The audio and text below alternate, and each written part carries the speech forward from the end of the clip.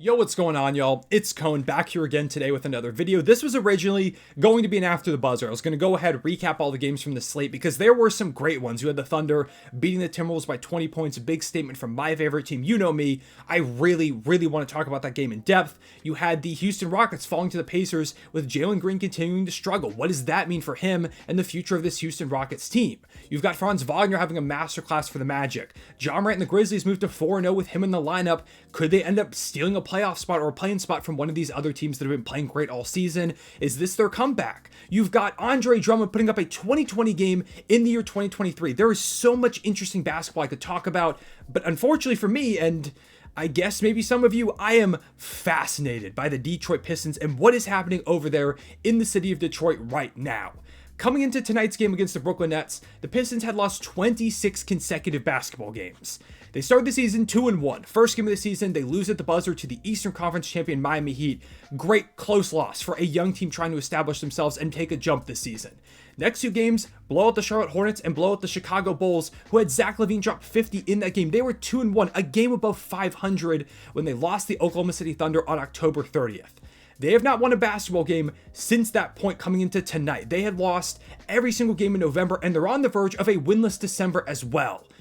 It was tied for the longest consecutive losing streak in a single season of all time. This was their chance to go ahead and avoid history. And it felt like they might end up actually doing it. They were up 9-1 to begin this game. They had a double-digit lead, I believe, at one point. Cade Cunningham was going berserk. He finishes this game with 41 points, 9 boards, 5 assists on 71% shooting, maybe the best game of his entire career. He's the first Piston with 40-plus point games, 2 of them, that is, in a month since Jerry Stackhouse back in 2006, I believe, if I read the stat correctly.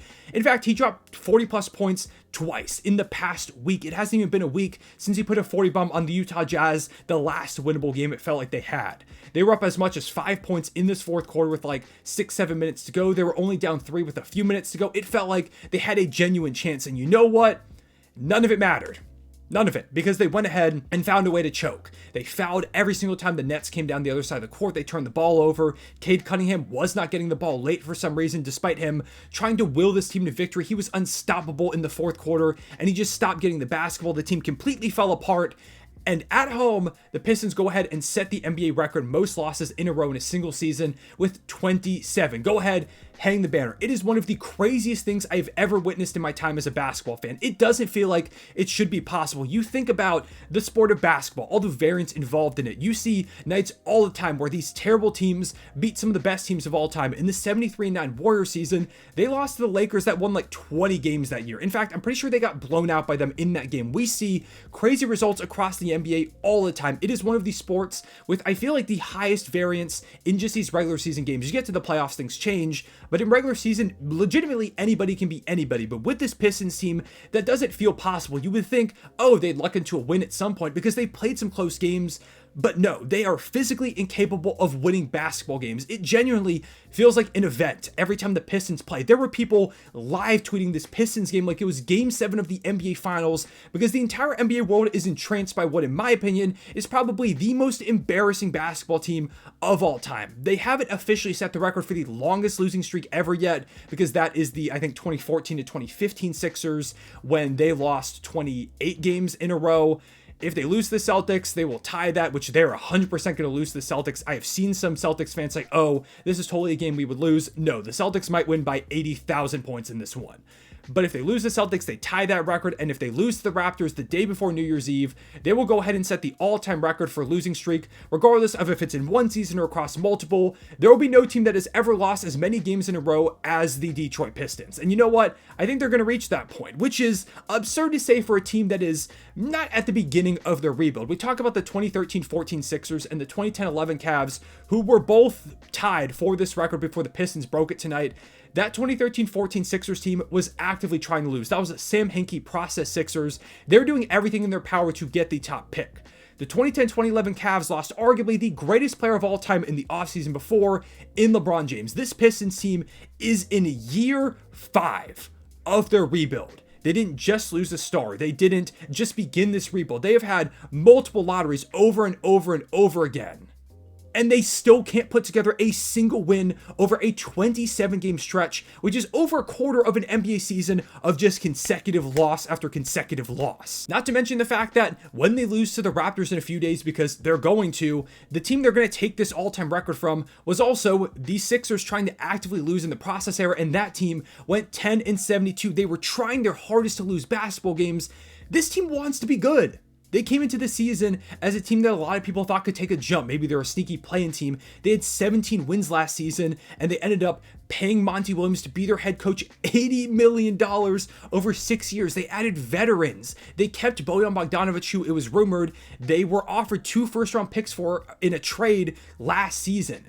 Bojan, before the season, said in a pre-season press conference that he was assured this team was going to be good. They added their number 1 overall pick franchise player in Cade Cunningham back to the lineup. They lost won 17 games, last season, and they brought Cade back. Like, there was no feasible way it felt like that they would be worse than last season. But they're not just worse than last season, they're maybe the worst basketball team of all time. In a year they're actively trying to win, it has been 5 years of rebuilding. And they're maybe the worst team of all time. This is what I'm talking about when I say it's the most embarrassing team in NBA history, because the other teams that were this bad were trying to lose. The Pistons are doing everything in their power. They have 8 lottery picks on the roster, and some of them are like James Wiseman or Marvin Bagley, like they're guys who didn't live up to expectations, but they've drafted a lot of these guys. They've got Cade, they've got Killian Hayes, who isn't very good, but they drafted him in the top 10. You have Jaden Ivey, who sometimes just doesn't play. Jalen Duren has been injured here and there, but he was back for this game, and none of it matters. They can't defend, they can't score. They're the worst clutch team of all time, and I'm not exaggerating when I say that. Their clutch stats are some of the most absurd things you will ever see, because like I said earlier, they have played some close games. There have been games where it feels like they might be able to win, but they just legitimately forget how to play basketball. It's like their minds are wiped at the end of the game. They, in the clutch of the season, have an offensive rating of 63.2. That is less than half of what the Pacers have this season. And the Pacers are a great offense, but even the average teams have like 40, 50 plus points of offensive rating on the Pistons. It's not even close. Like 63.2, I didn't even know an offensive rating could go that low. Never mind the fact that they have an 123.5 defensive rating, adding up to a net rating in the clutch of a minus 60.2. So they get outscored by 60 points in the terms of, I believe it's 100 possessions. Like, they get decimated the second it gets to clutch time. They fall apart regardless of what the score is. In clutch time, they've got a true shooting percentage of 33.3%. I didn't even know true shooting percentage went that low. It's ridiculous. I feel really bad for Pistons fans out there. I feel bad for anybody who believed in this team. I personally thought they'd be better. I think I had them as the 13th seed in the Eastern Conference. I thought they would grow a little bit. I didn't think they were going to be a play-in team, but they brought back Cade. I thought he'd be putting up an all-star caliber season, that you would have development from some of their young guys. I dropped a video before the season calling what the Pistons were building special, and I tweeted about that, and y'all have made a lot of really funny tweets replying to that. But I genuinely thought this was the start of something great for the Pistons. I didn't think they were going to be good this year, maybe not even next year, but over time, I thought they had built something special. No, it turns out they've built something that is special in a way that it's the worst basketball team, potentially, of all time. And Cade Cunningham is doing his best. He's put up a couple of 40 pieces. He probably could be having an all-star caliber season if they're racking up wins. He is really, really good. The team's just terrible. They're currently on pace for a 5-77 season. Like, I don't think they're going to get to that point. I don't imagine they will, although I didn't think they'd get to this point, so maybe it's possible, but there's a good chance they lose, or win, less than 10 games. There's a good chance they lose 75 games. Like, I would not be surprised at all. They can't beat anybody. There's not a game that is coming up that feels easily winnable for this team. But coming up here in their next, I think, like 8-9 games, they have the Celtics, the Raptors, and if they lose the Raptors, they break that streak, the all-time, like, regardless of season losing streak. They've got Houston, Utah, maybe that's winnable, although they just lost to Utah. Now Utah is looking better with Lowry back. Golden State, Denver, Sacramento, and then San Antonio. That's probably the game that they might end up winning, but if they lose that game, that'll be lost 35 in a row. And I wouldn't be surprised if they got to 34, which, again, doesn't feel like it should be possible. When you talk about the sport of basketball, the variance involved in it, it feels like they should luck their way into a win, but I genuinely don't think they do. Everyone on this team that can be fired needs to be fired. Monty Williams, I understand you gave him this big contract, but how do you keep a coach when he has coached 27 losses in a row, maybe even up to 30 if this keeps going? Because I genuinely think it could get to that San Antonio game where they still have not won. Troy Weaver, their general manager, has to go. He built this team, thought it was going to be good. hasn't made any moves to address this. Maybe by the time I release this video tomorrow, because I'm recording this the night the Pistons lost, maybe he's made a move at that point, but if he hasn't, has to be fired immediately. The owner needs to sell the team, because the fans are still showing out. Like, the past couple of games, fans are showing up to Little Caesars Arena trying to will this team to a win. It hasn't worked. They've chanted sell the team after the game, and I don't blame them, because if this is what your franchise is doing, it has to go all the way up to the top. Their owner, I guess to his credit, did do a media availability and try to talk about it, but a lot of things he said were like, oh, we still believe in this core. We think we're building something special here. We have the foundation. How can you believe that when you're seeing what they're doing out there? You know, Cade Cunningham said a few days ago, like, we're not 2-26 or 2-27 bad or whatever the record was at this point.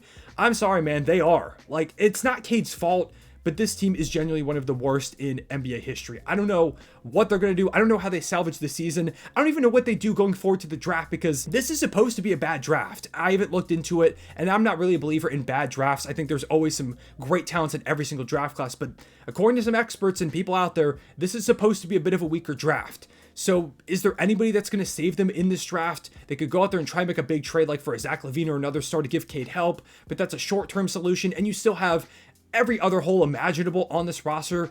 It doesn't matter if you give up a bunch of pieces. Like, what pieces on this team are even super valuable to opposing teams? I guess your draft picks are, but do you really want to give those up when you don't know when's the next time you're going to be good? I don't know what the solution is for the Pistons. I don't know what the road ahead looks like.